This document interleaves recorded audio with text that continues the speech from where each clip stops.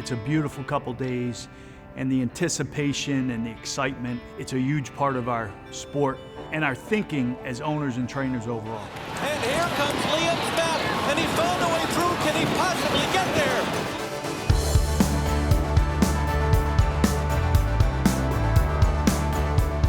Well, for me, the Breeders' Cup is sort of your year-end championship. Betting the Breeders' Cup this weekend, 13 races worth more than $24.5 million. It was first time being run at Keeneland. I think the broader Lexington area and Keeneland are the heart and soul of the American thoroughbred sport of horse racing. The people just hold such a high regard for horses and the horse racing and the participants, and they're knowledgeable. It's great when it's held in an environment that I think truly appreciates the horse. The most anticipated horse racing event in the history of this storied venue. Keeneland Racecourse in Lexington, Kentucky. I remember when I first heard about the prospect of the Breeders' Cup coming to Keeneland. It was probably 2012 and 13 when the idea was hatched. I just thought, man, that would be a beautiful event. Up against the sales and all the activity that's going on, I just thought it'd be a grand slam. It's a tough place to win races, as it should be. When we first got Liam's map, he came from Jimmy Kruppe's training center in Ocala. First thing we recognized about him was he was, first of all, a beautiful horse. I mean, as son of Unbridled Song, he was, truly a picture. So Liam's map got his name based on an event that occurred while he was training as a 2-year-old. Around that time, I was attending the 10th anniversary celebration of the formation of the Combating Terrorism Center at West Point. And the executive director at the time was Lieutenant Colonel Liam Collins. And as a token of his appreciation, Liam presented me with his battle map of Afghanistan, of the region in Afghanistan where the first operations occurred. I had just spoken to Jimmy, maybe that day, and he told me, "You have a really special horse on this farm." And I said, a little synchronicity. I just received this map. And so I said, "Jimmy, I have the name for that horse." He said, "What?" I said, "Liam's map." He said, "What?" I said, "Liam's map, and I'll tell you the story when I visit him on the farm."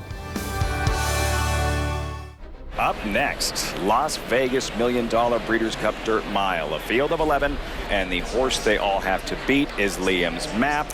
Again, a horse many felt would have been a contender in the Breeders' Cup Classic. I think the big decision that year was to figure out if they were going to run him in the Classic or in the mile. I had certainly expected him to run the Classic. I thought after the races he ran in early August and early September in Saratoga, the Whitney and the Woodward, he would be in there. He would be the controlling speed above American Pharoah in the Classic. Why not take a chance? So I was kind of surprised Todd Pletcher chose the mile. When you have a horse like that, that's a overwhelming favorite.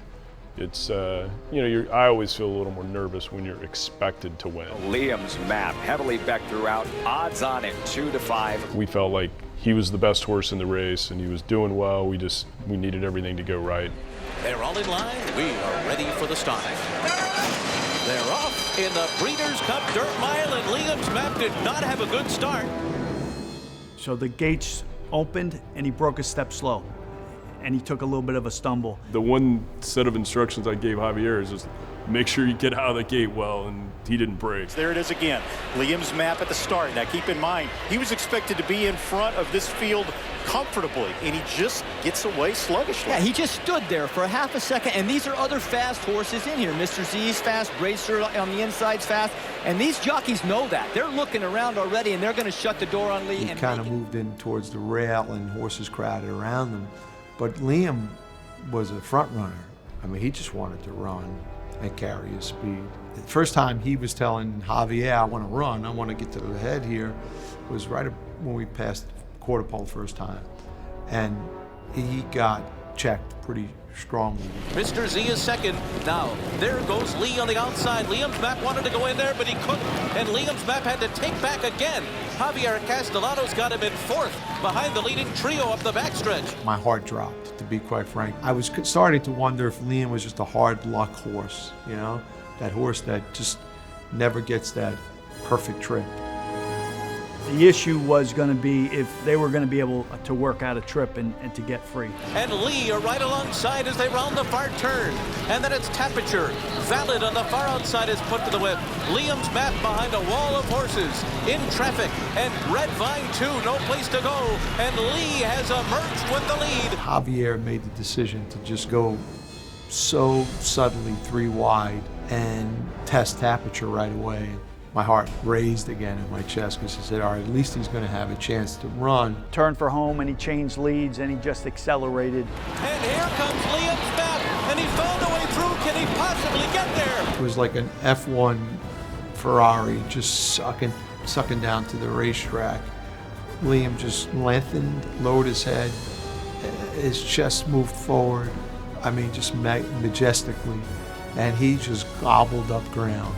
And I think in about 5 strides, he went from being about 2 lengths behind Lee to about 1.5 lengths in front. Liam's Map has gone by Lee. Oh, what a race he ran today. I couldn't believe it. I mean, to win the Breeders' Cup with a horse you name for someone that you have just the deepest respect and reverence for his service, quite frankly. This was the first race where he really had to overcome some adversity, and so that's what had me anxious was, you know, he hadn't been in that situation before. So for him to be able to overcome those issues during the course of the race in a Breeders' Cup, I thought it was a great performance. One thing Javier and I spoke about in the paddock before the race was he's not always real quick the first step, and you know, with the complexion of the race, a short run to the first turn, we want to make sure he broke well, and unfortunately he didn't. And then he was kind of in behind horses. Javier was doing everything he could. He got pinched back in the middle of the backstretch there, about the 5/8 pole. I thought it was a tremendously impressive effort. Was there a point going down the backside when he had to ease back there where you thought we're in big trouble here? Yeah, I mean, I was concerned the whole way. The one thing that kept giving me some encouragement is every time something went wrong, he responded by jumping back into the bridle. So it was a great effort by a great horse. Only the great ones can do that. And I think he showed that. And I think he knew that the eyes of the world were upon him at Keeneland, especially the eyes of the world on the breeding side. Everything fell into place. And of course, if you look at the last 5 years and all of his progeny all over the world, like they're starting to realize that potential and the stardom that we saw here that afternoon in 2015.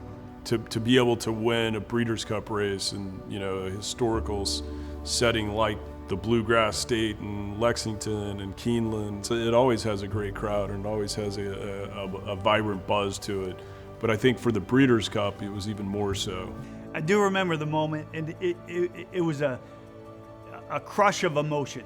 I thought it'd be pretty special being in the winner's circle. I can tell you it's a lot better than I thought it was. You seem like you're getting pretty emotional.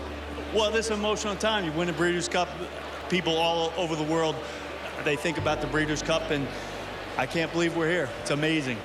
I would say throughout the day, I really didn't have a care in the world. You know, that's what racing does for you. Much the best of the dirt mile.